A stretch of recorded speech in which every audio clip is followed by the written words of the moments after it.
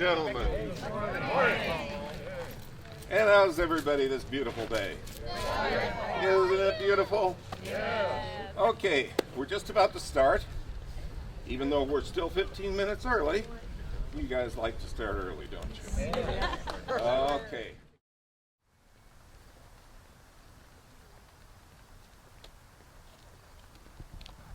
How nice to see you all. What a beautiful fall day to be outside enjoying the sun while we can. I've been sitting here reminiscing a bit. It's been a while since I've visited my birthplace and hometown, Elgin, and it's wonderful to be here. My name is Jenny Christine Peterson.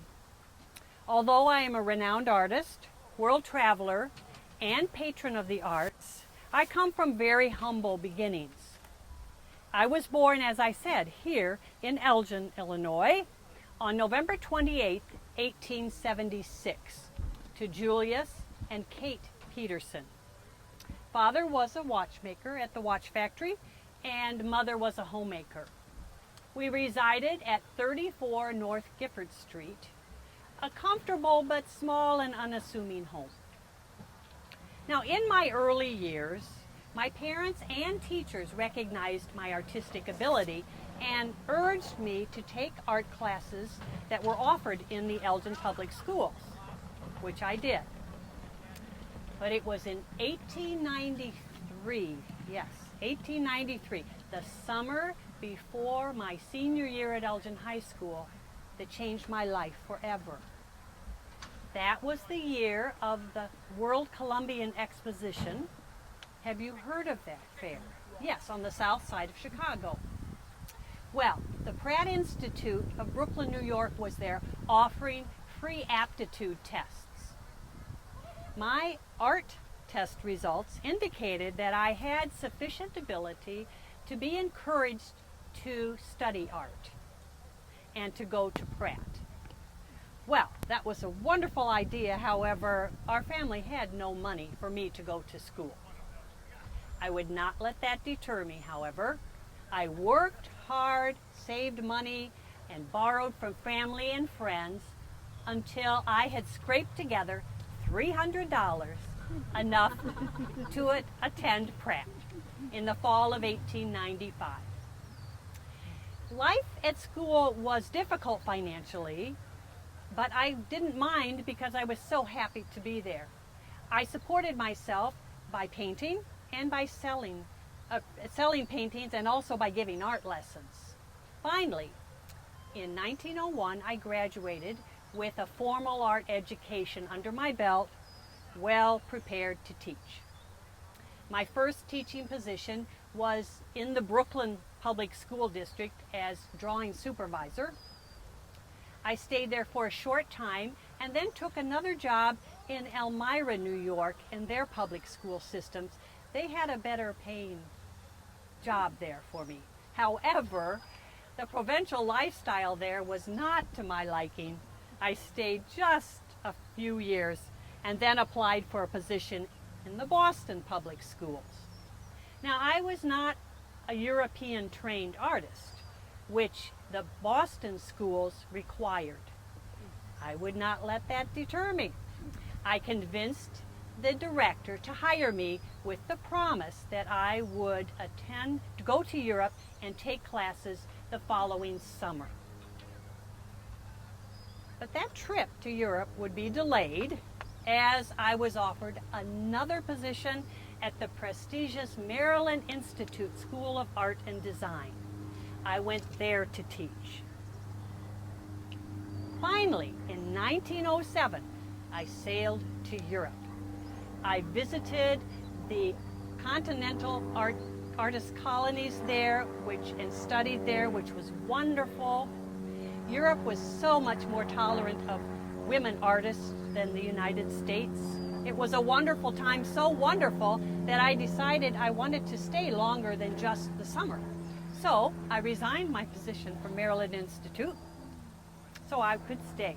However, I had no money.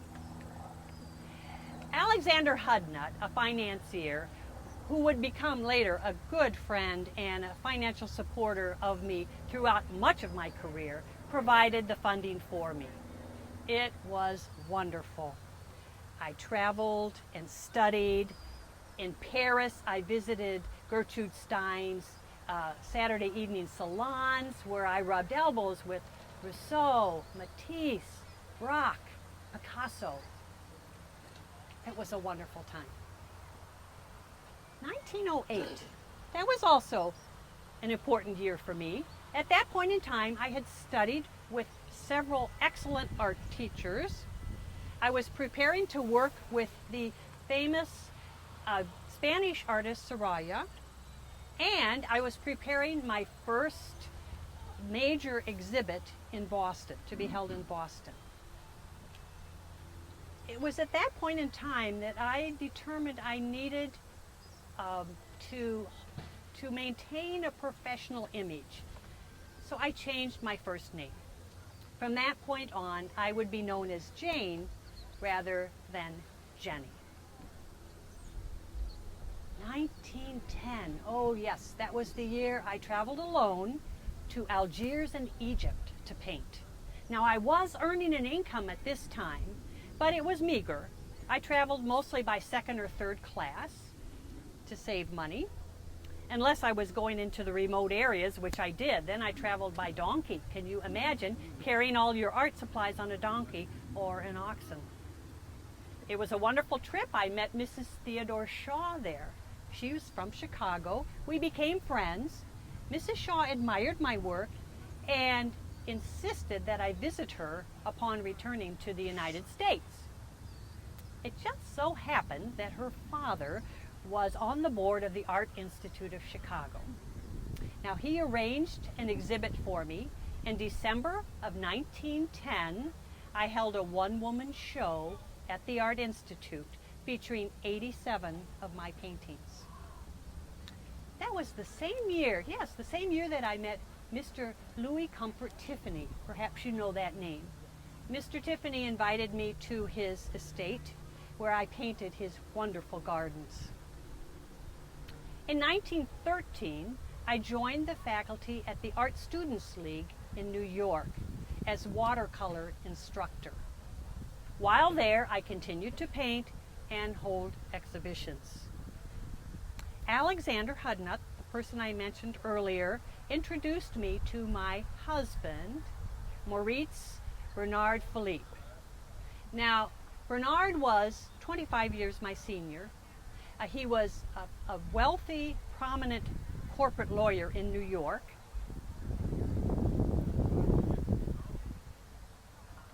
We married in 1925. I was 48 years old. Not that old, I only felt that old. I was 48 years old at the time. This is a photo actually that was published in the New York Society pages of us. Bernard, I convinced him, he did have money, I convinced him to purchase a home on Fifth Avenue, a 5-story home across from the Metropolitan Museum of Art. Bless his heart, Bernard added a 6th story so that I would have an art studio.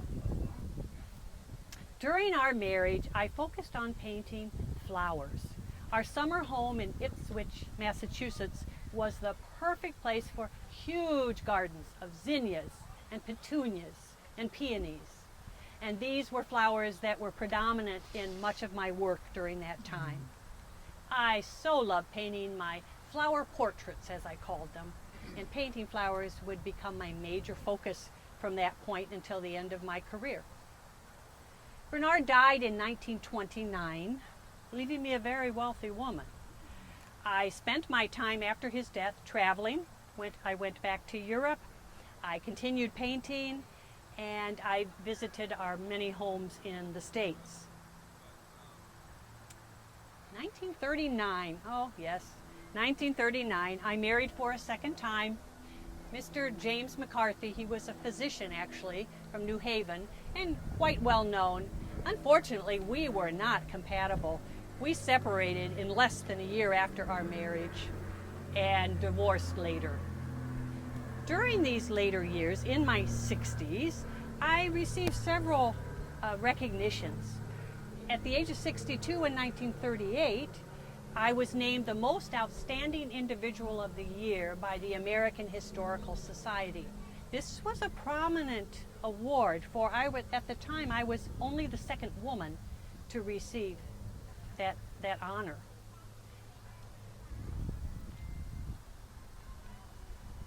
In 1945, my biography was published, Prominent Women of New York, with photos of some of my paintings and my biography. Here's a picture of me.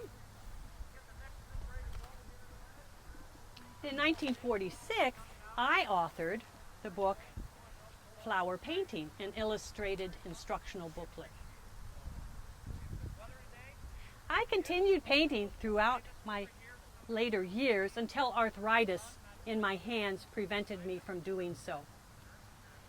As I got older, we had no children. I moved to Kansas City and lived with my niece.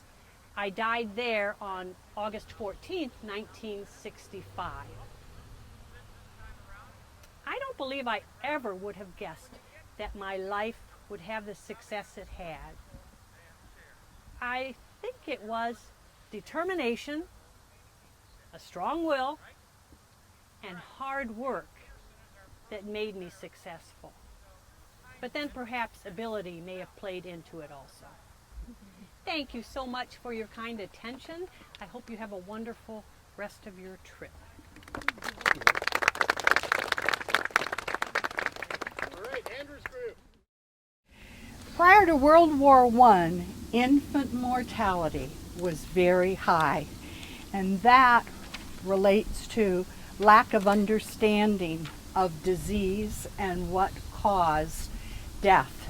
Some children died due to childbirth and often with their mothers. Others, whooping cough, pneumonia, and even teething could be a cause of death.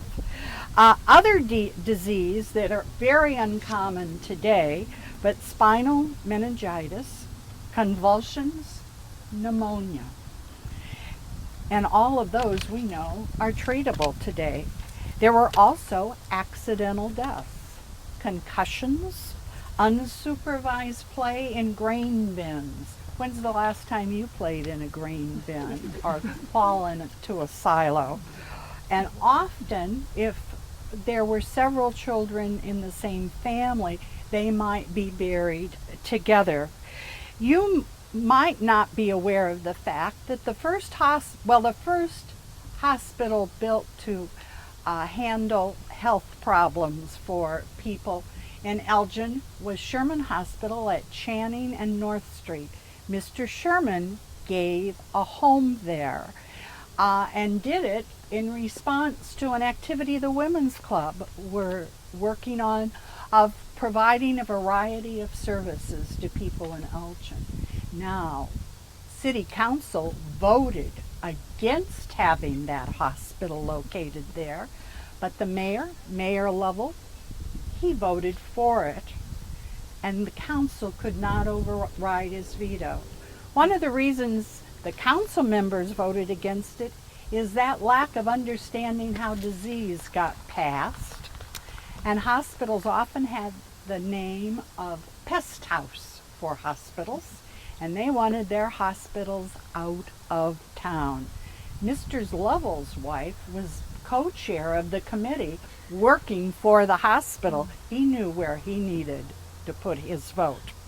Over the years, Elgin worked to stop spreadable diseases. According to our former mayor, Mike Alft, advancements in pure water supply in 1988 were done in constructing a unified sewer system, and they eliminated household wells and privies. I don't think any of you have a privy out back, do you, at your home?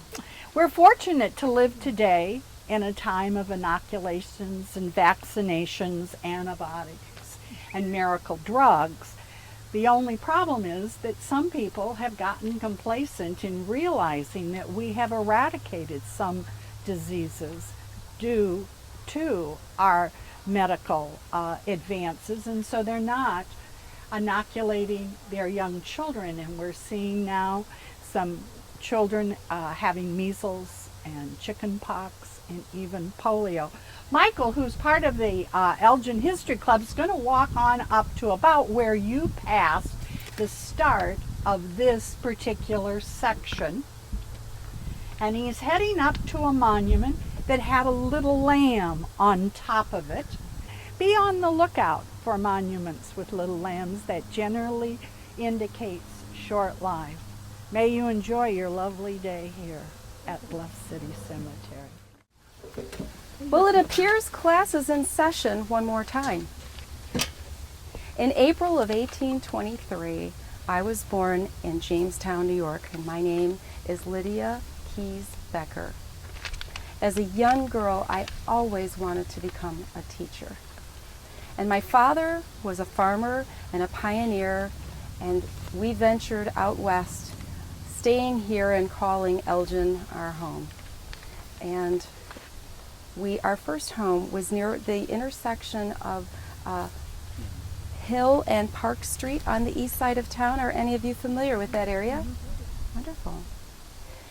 So I needed to complete my education before I could become a teacher. And I went back to New York State, where I completed my college degree and was very fortunate at that time that I was allowed to be an organizer for a future teachers college. Now, I resigned from that position as I fell in love with John Becker. We were married and moved back here home to Elgin. When I returned back, I taught for a couple years in a couple of the public schools here in town. And after that, we were very blessed to have a family. We had 2 little girls and a son, which we named Keyes. Keyes was my maiden name, and he's now resting to the left, to your left over there. In 1877, I became a teacher at the Elgin Academy. And it was in that very same year that my husband, John, was elected as a justice of the peace. He also was a police magistrate for 35 years. Now, while I called him John, he was more commonly known here in town as Justice Becker. And no one forgot his birthday, as it was on Christmas Day. I was known as the mistress of the East Room, as my teaching room at the academy was on the east side of the building. And although I did teach natural sciences, my specialty was history and literature. And I taught there for over 18 years. During that time, I ran both the English department and the literary department. Now, while working there, I would always love to reminisce of the wonderful times growing up here in our town. And as I continued to tell stories of past fun days, people asked me to retell them over and over, which inspired me then to put pen to paper, and I began writing my stories down. Before long, the newspaper called Every Saturday had asked me to submit a series of my articles, and the name of my column was Glimpses of Elgin Long Ago. May I read one of my articles for you? Thank you. It was many and many a year ago, the times of which I speak, when Elgin was young and growing slowly. Its habitants of only 2,000 people were bestowed in modest homes set on generous grounds. 2 railroad trains each day was sufficient for all of Elgin and its surrounding towns. The fare to Chicago was but $1.25, and no one knew of the advantage of round trips.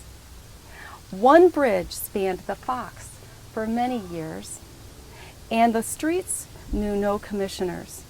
Cows, pigs, and geese roamed freely, and the sidewalks, if there were any, were very primitive. and the moon was the only night illuminator. How many times have I gone over to Canada?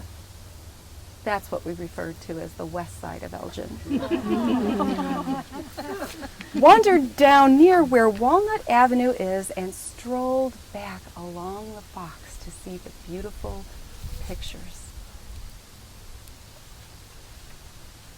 The house of James T. Gifford, the founder of Elgin, was erected in 1850. However, it was consecrated by his funeral rites in July of that very year. Gifford's death cast a gloom over our community, which lasted during all of that year, for he was greatly respected and much beloved. I'd like to also share my first recollection of the first public holiday celebrated in Elgin. May I? I believe it was in 1851 on the 4th of July. The garden was opened for the first time for a public holiday. Friends, neighbors, and guests arrived with well-filled baskets from which choice delicacies were served, for even then, Elgin was famous for their cooks. I do not remember any speaking or speakers, but there was much visiting done, and an exchange of ideas followed, and patriotism was in the air. The meeting house bell rang.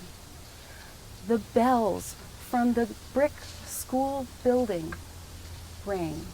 The bells from the woolen factory rang, all at the same time, and made for a great noise.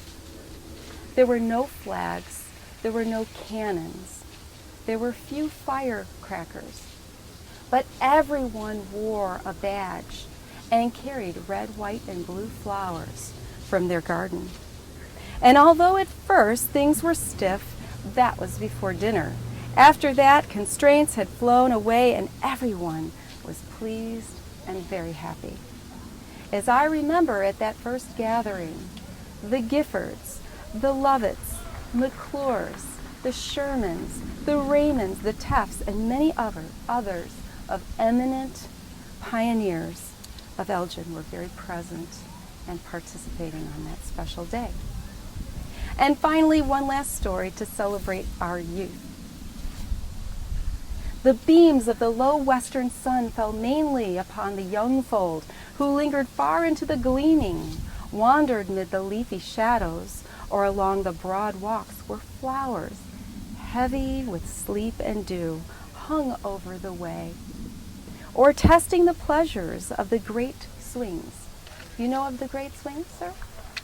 The great swings. Swinging was fashionable. Most of the young ladies were fond of this sort of aerial transit, yes? And swings were a cheap and popular luxury. No picnic was furnished without one or two of these very interesting articles.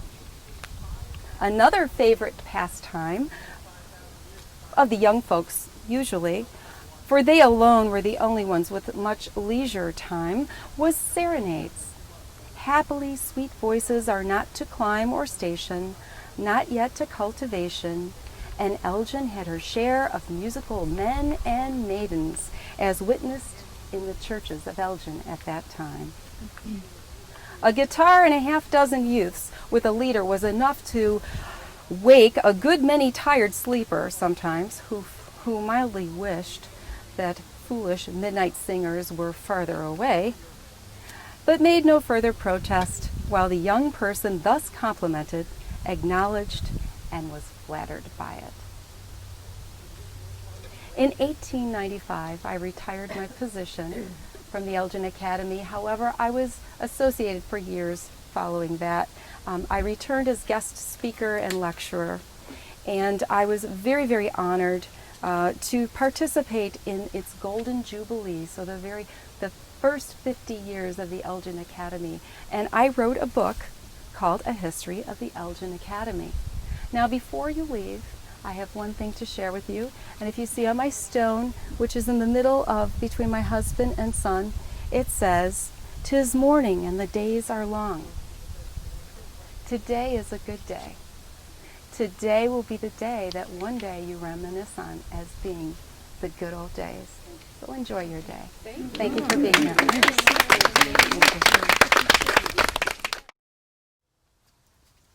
Just how many more of you are there going to be today? Some might think that your presence here is trespassing upon the sweet repose of eternity. I, on the other hand, I know better. I know exactly why you're here. I don't believe that other stuff. You're not here to listen to me tell stories of my life and times, nor do you care about my family. You're here for one reason and one reason only, and that's to learn about the gold. That's right. I can tell. You want to learn more about the gold. Well, just who said there was going to be any gold anyhow? My son Delois? Well, that kid is half off his rocker, if you ask me. I am none too pleased that you're here. None too pleased at all. But as long as you are here, and more oddly enough, that I'm here, let us no longer tempt fate, but rather entertain it. My name is Jonathan Force, and this has been my home for the last 121 years. Beautiful Bluff City Cemetery in Elgin, Illinois. And let me start out by saying to you that I do not carry, I do not use, nor do I believe in paper money. Paper money is useless. It's not worth the ink that is used to print upon it. I prefer hard money, the monies that come out of metals from the ground. Your golds, your silvers, your copper, the hard money, the money that you can hear when you walk. The money that if you took one and put it in between your teeth and bit down as hard as you could, nary a mark would be made on that coin. You might bust a tooth, but the coin is fine. As a matter of fact, I'm told that gold in particular could actually increase in value over time. Imagine that.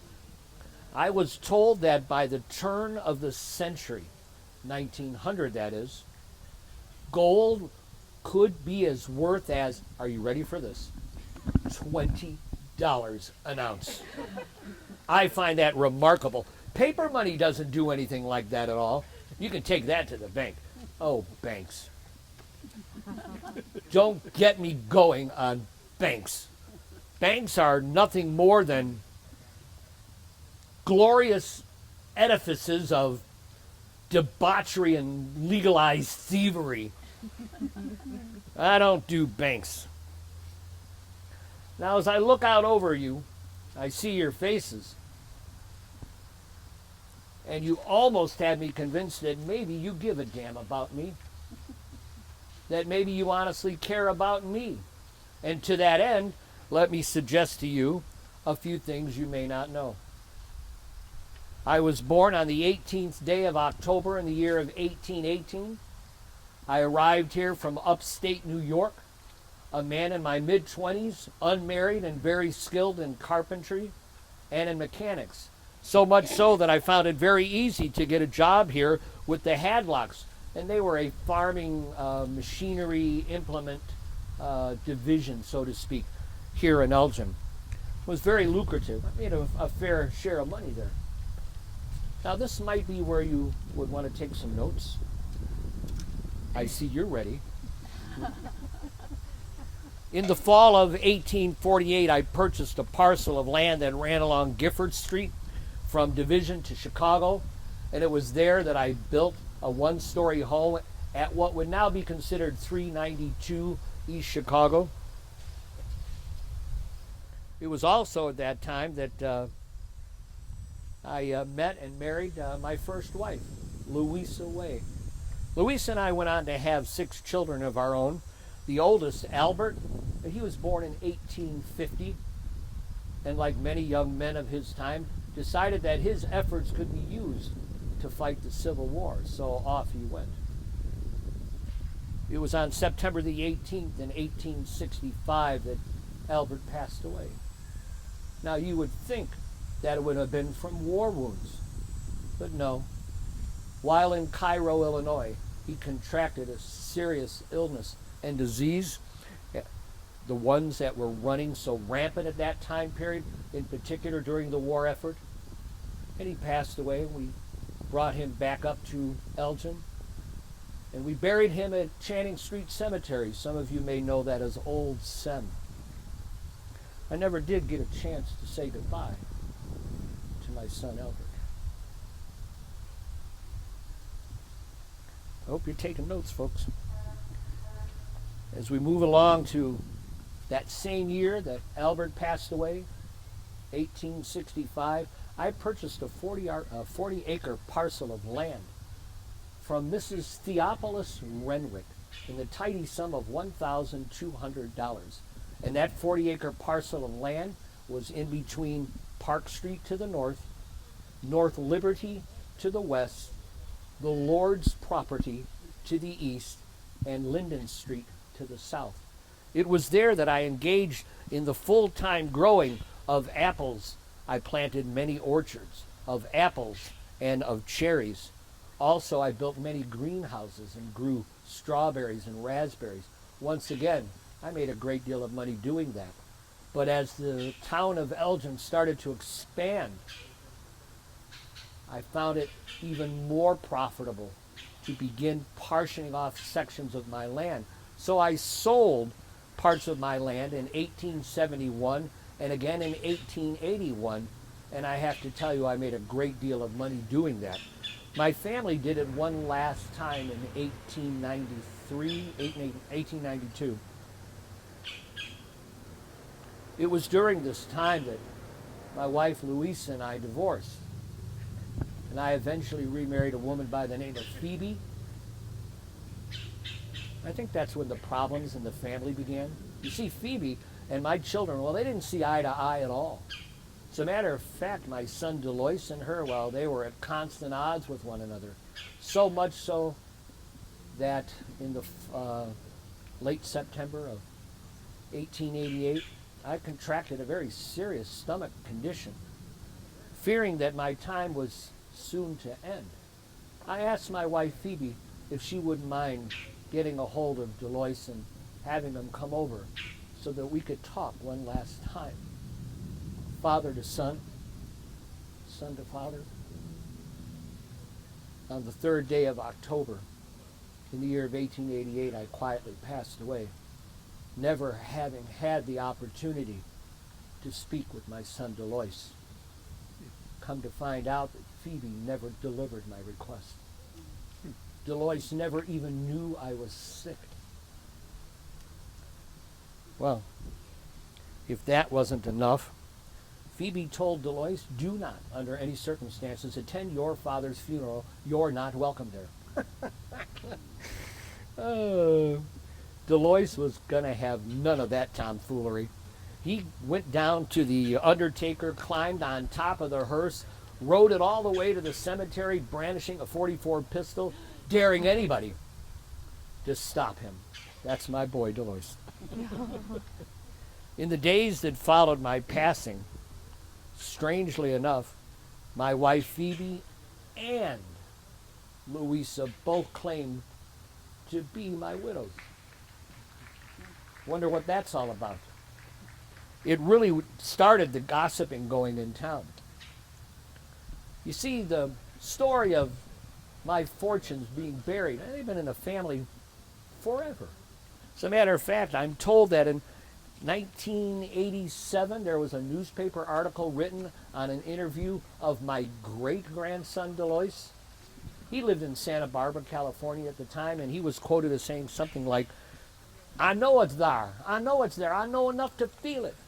Go and get it. I know it's there. Well, folks, I told you, it's not much of a story, the story of I, Jonathan Force.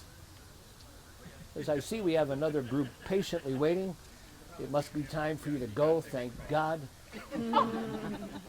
But before you go, let me offer you one last pearl of wisdom. Paper money can be folded, it can be ripped, it can be torn, it can be crumpled, it can be washed away. What kind of money is that? Gold, and only gold, is the force to be contended with. Now, get out of here.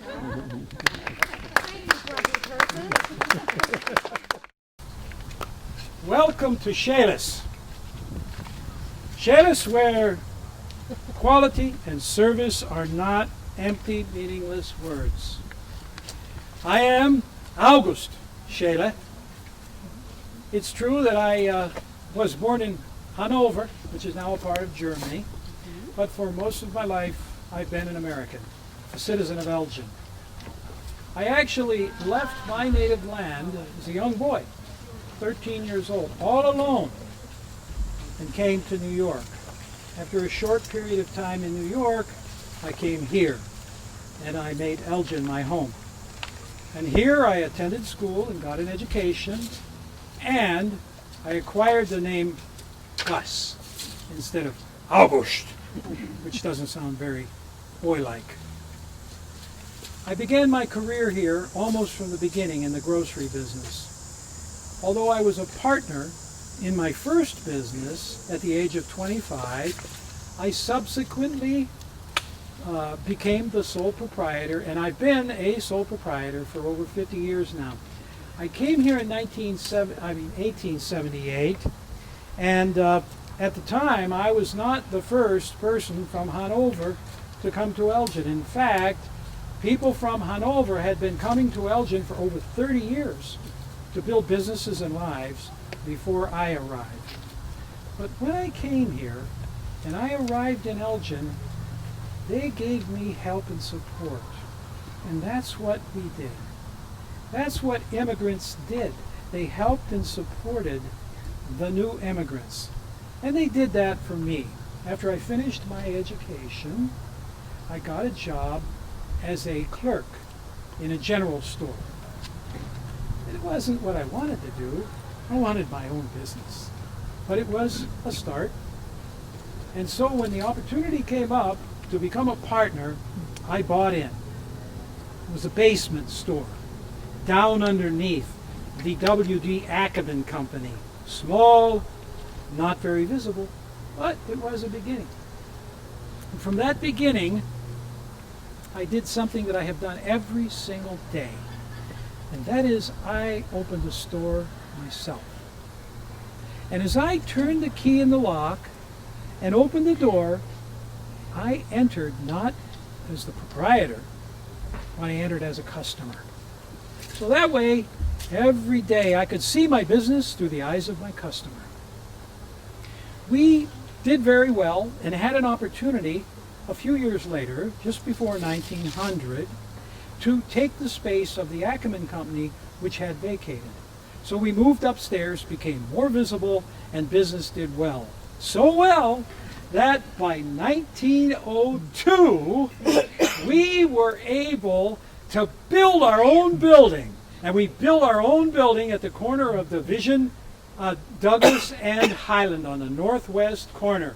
I was so excited about that day. I can still remember how it was to look at that building and see that name, August Scheele Company, engraved in granite in a semicircle right over the front door, right there.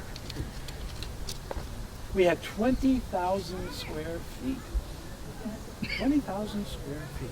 That was a big store. Later we even added a warehouse and a garage for our trucks. Down in the sub-basement, we had cold storage.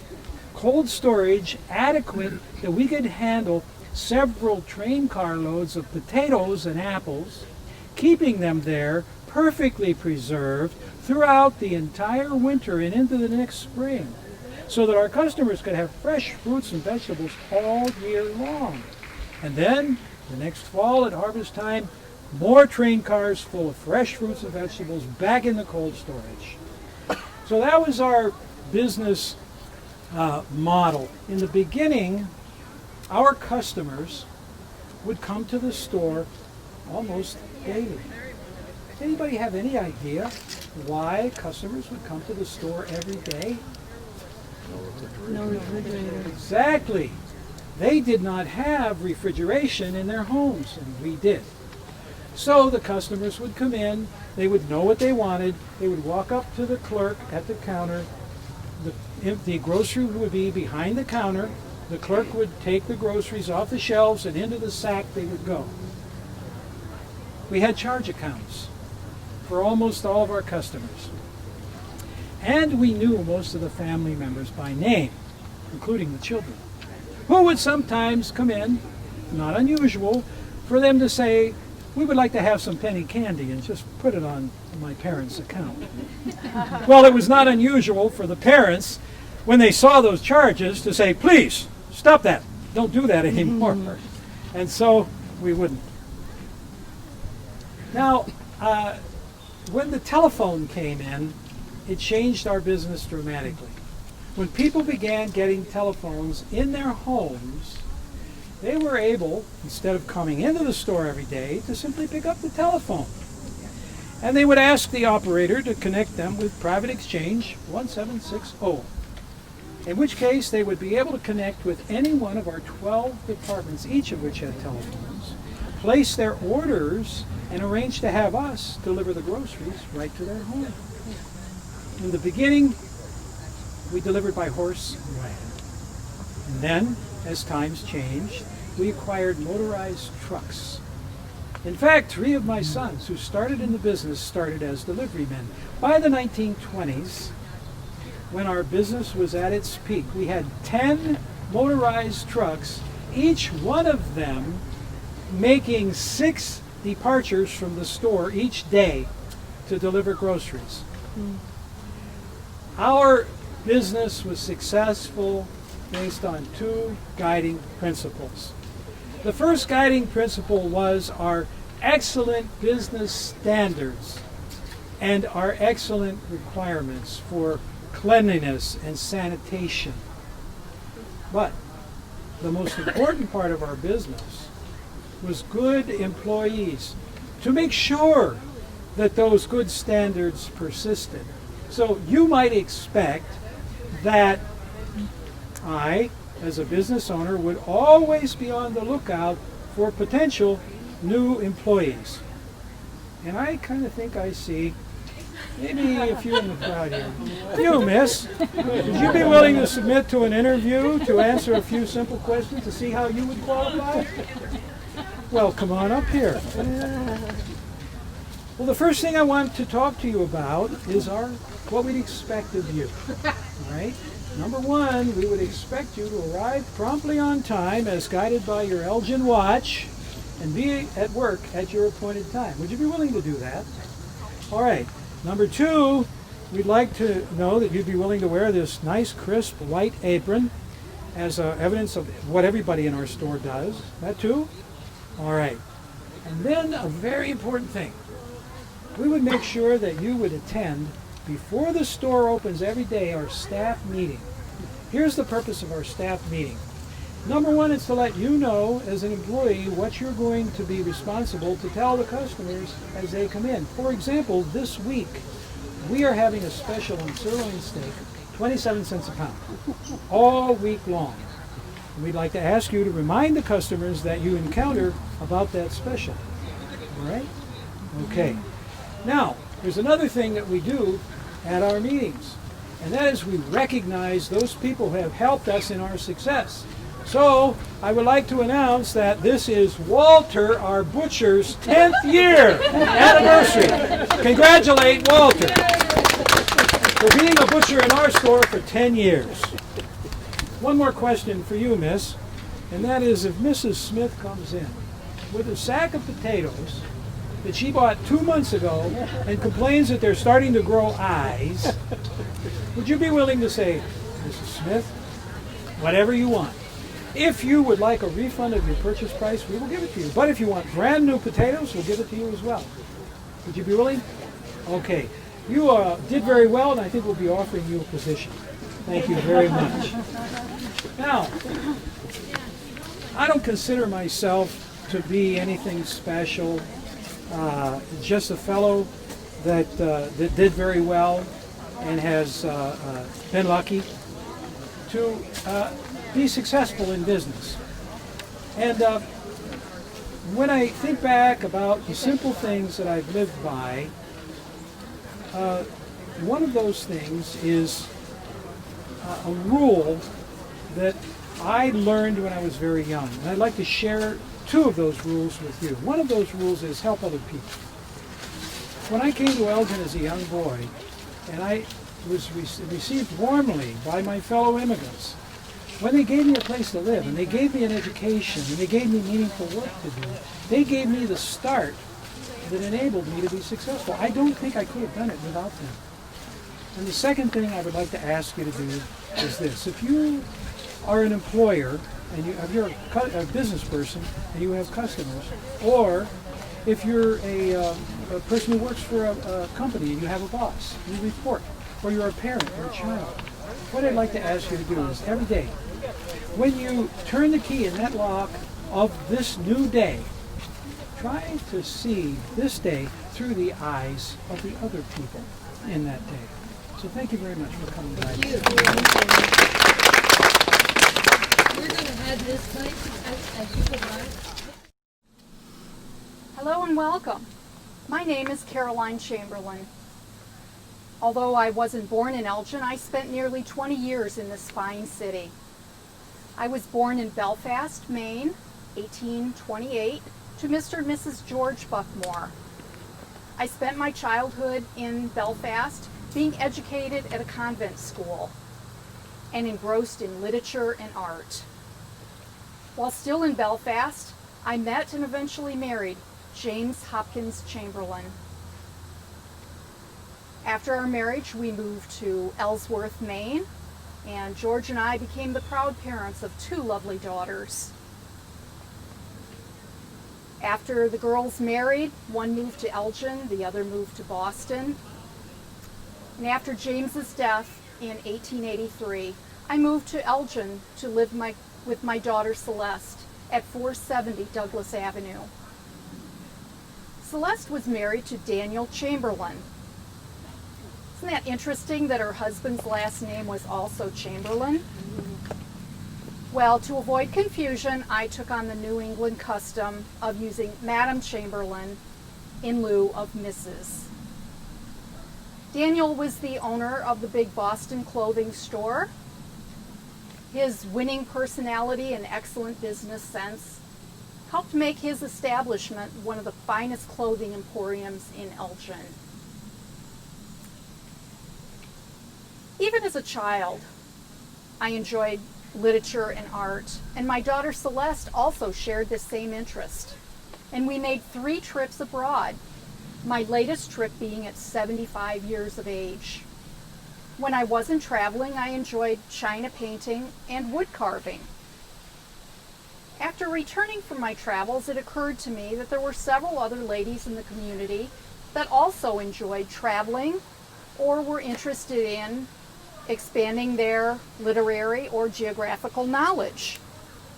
On a Monday afternoon in September 1886, 18 ladies of Elgin met in the home of Mrs. Royal Kimball and organized the travel class. In the Constitution adopted, the object of the club was a reading tour to include any branch of history, literature, or art. We met Monday afternoons in the members' homes, and 3 ladies provided the program, followed by a social hour, the hostess serving tea and cake. We had elected officers that formed the executive committee. One of the duties of this committee was to appoint a social committee consisting of 3 members. These 3 members would be responsible for the program that week. And upon failure for them to present their assigned program, they would be subject to a fine of not less than 1 cent or more than 5 cents, unless they provided a substitute speaker. One particular year, we spent 7 weeks discussing South America and Mexico. Then we headed north to the United States And that's when the program experimented with a new format of the roll call being answered in patriotic quotations, bird calls, quotations from Benjamin Franklin, just to name a few. While on my travels, I took detailed notes and was able to share my experiences with my club members. New members would be recommended by current members and voted on by the membership, and which was limited to 30. My understanding is that this club is still in existence in 2014. 128 years. Isn't that amazing? Obviously, good ideas never die. Current meetings are held twice a month, October to May, and club membership is limited to 40, and new members are voted in by the membership just as they were in 1886. Program speakers are enlisted from the outside of the membership, but the program committee decides the subject.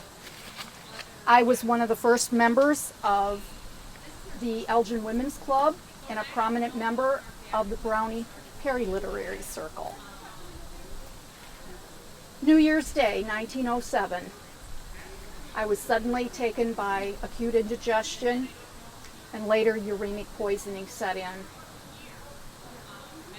Under the excellent care of my physicians, I was able to regain better health and even able to resume some of my activities.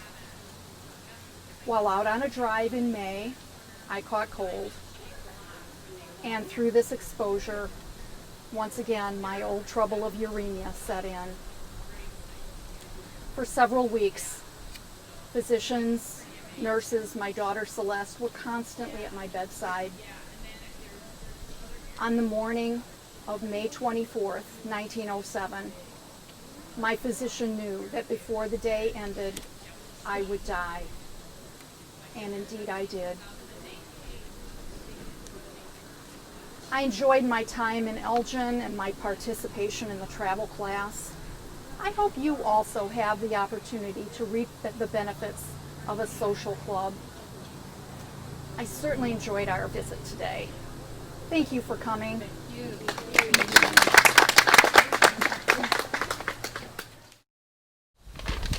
When the first settlers in Elgin came, there really weren't any materials available to make grave markers, so that the settlers had to use wood. And as we know, wood deteriorates rather quickly, so that in a short time it's really not possible to know exactly where your loved one is buried. There were alternatives later available of sandstone, limestone, and granite. Limestone and sandstone will also deteriorate, so after a period of time it becomes very difficult to read who is buried at these tombstones. Granite is much more durable, but it's also more expensive, and you need to have a skilled craftsman to carve into it. So, the market was ready for a product that would be less expensive but durable. So 2 men in Bridgeport, Connecticut designed a new alloy consisting of tin, copper, and zinc. And they formed the Monumental Bronze Company to produce these. They had a catalog of over 500 different shapes and sizes. To construct these, an artist would originally be used to design the model out of wax. The wax would then be covered with plaster. Once it had set, then the wax would be heated and poured off, and the plaster would be used as the mold for the marker. The markers were hollow inside, but there would be a separate panel up at the front that could be screwed in, showing the names and the dates of the deceased. Now these screws were considered to be foolproof, but it didn't take very long for people to figure out how to take them off, So you had an empty structure here in a remote location. And it is rumored that the workmen in the cemetery would oftentimes store their tools inside the monuments. And it was also rumored during Prohibition. Yeah, you're ahead of me now. During Prohibition, this would be a convenient stop to drop off some illegal liquor and have it picked up almost anonymously. Now, the Monumental Bronze Company started making these in 1874, and they continued until 1914, which is a time span of 40 years. At that time, they stopped manufacturing them because of declining sales and, also very important, a big increase in the price of zinc due to World War I starting. So, even though they stopped making the markers, they continued to make the panels. And these panels continued to be sold. The fact that they stopped making these markers in 1914 means that all of them are a minimum of 100 years old. And you can see, you know, they've stood up very well. Now, there's a total of 24 located in the cemetery. So, your challenge as you walk around the cemetery is to see how many of the other 16 you can spot. Good luck. You'll probably need it, but thank you so much. Well, I am Emil Barth. I was a firefighter who was killed in the line of duty in 1928, January. I was an Elginite my entire life. I lived in Elgin. I only left for a little while I was drafted to World War I. I was a gunner, from what records show. I am going to warn you guys, my spiel is really short because my newspaper articles were literally 5 or 6 sentences, and that's all I got. And a lot of the records from the city back then, 1 sentence. So yeah, information, non-existent. So I did as best I could with what I got. Like I said, I was an Elginite. I also went to World War I. When I came back, I got married. I had a son. My wife's name was Elizabeth. My son's name was Richard. My headstone is actually where that little evergreen is, right on the other side of the truck. I got hired onto the fire department May 27, 1921-22. I got 6 different records that all have different dates and years of when he went on. I'm going with what his badge says, and that's what it was May 21st, 1921. Like I said, the department records, yeah, non-existent. Once I got through my volunteer, I was hired on, like I said, in May. I was a pipeman. I got over to engine company number 1, which back then was downtown Elgin. Unlike now, which is over on Summit, the big white fire station, we were downtown Elgin right on the banks of the river. I was a pipeman. It means I rode the back step here. As you guys can see on the back step of this, on our 1929 here, it's really wide. That's so I can come up and down with it. We kept all of our hoses back here. The rig I was riding on was a 1927 American LaFrance, which is very, very close to what this one is. This is a 1929. We were backing up to a fire hydrant. We had a confirmed house fire over on Hill Avenue. I actually found that part out. It was a confirmed house fire on Hill Avenue. I was pulling hose off the back of the truck to hook to a fire hydrant. That cone, there was a big hole underneath all the snow. Backed right into it. I fell off the back end of the truck. As you can see from this, you can't see behind you. There's no mirrors. There's no nothing. My lovely coworkers decided, we're going to run you over, buddy. They ran me over. Yep, I was run over, unfortunately. In January, there was a lot of snow back then. We didn't see the hole, neither did they. Nobody saw it. Once they ran me over, I probably lay there for a good couple of minutes before they realized that I was actually there with the amount of snow from what I read in the call log book that I still have. I was taken to Sherman. I died 24 hours later, on January 28th, 1928. I got the thing for the 28th, I'm telling you. I was 31 years old, which scares me because I'm only 27 now. That scares the crud out of me. I was only a couple of years older than what I am now. I don't like all this. I did survive by my wife, Elizabeth, my son, Richard, who are buried on either side of me. Also behind you guys, there's a lot of my family up until now. The cool thing is our vice president, Kathy, at the museum, she's a Bart. Her dad, this was his great-great-grandfather, something or another, yada, yada, yada. As I found through the records, there's two Barth's great-grandchildren who are Chicago firefighters. One is on Engine Company 45, and the other is was on a truck company. The file's been locked. The only reason they lock them, you either got fired or you retired. I'm going to go with he retired. I'm not going to say he got fired, 'cause I don't know. When I fell and they ran me over and I was killed, thanks to that act, Elgin is one of the best pothole patrols out there. It was documented by the city of Elgin that they came out, they dug the hole, they fixed the fire hydrant, they filled that hole in. They filled it in with snow? I don't know. But thanks to those guys, we have one of the best pothole. And my son got to go to college back then, and he didn't have to pay a dime out of their pocket. I was pretty happy about that from up above. If you guys have any more questions on Mr. Emil Barth, I'll either try and answer it, or I'll make up something that sounds really cool, and I'll give you a pamphlet for the museum, and we'll look it up later.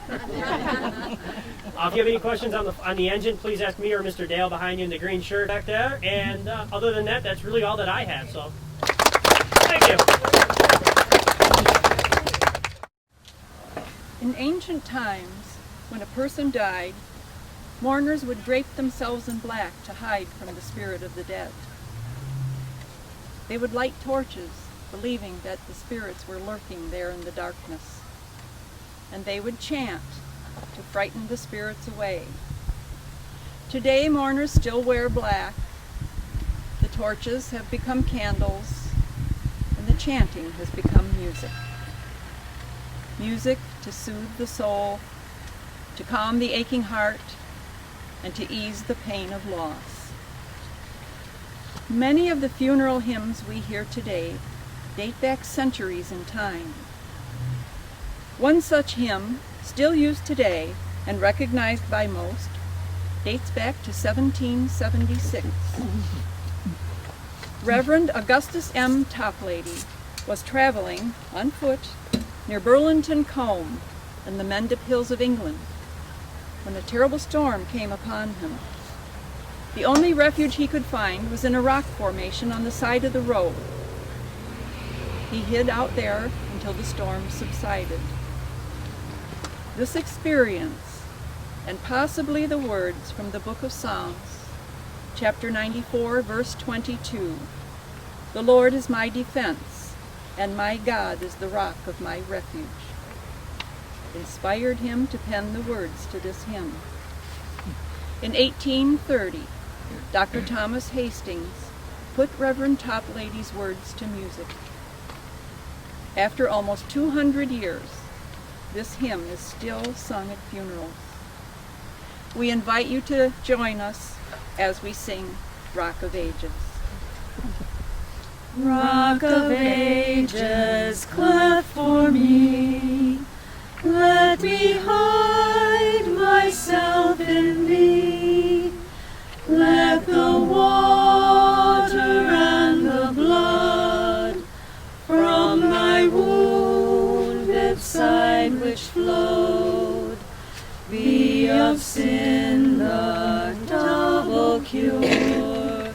Save from wrath and make me pure, while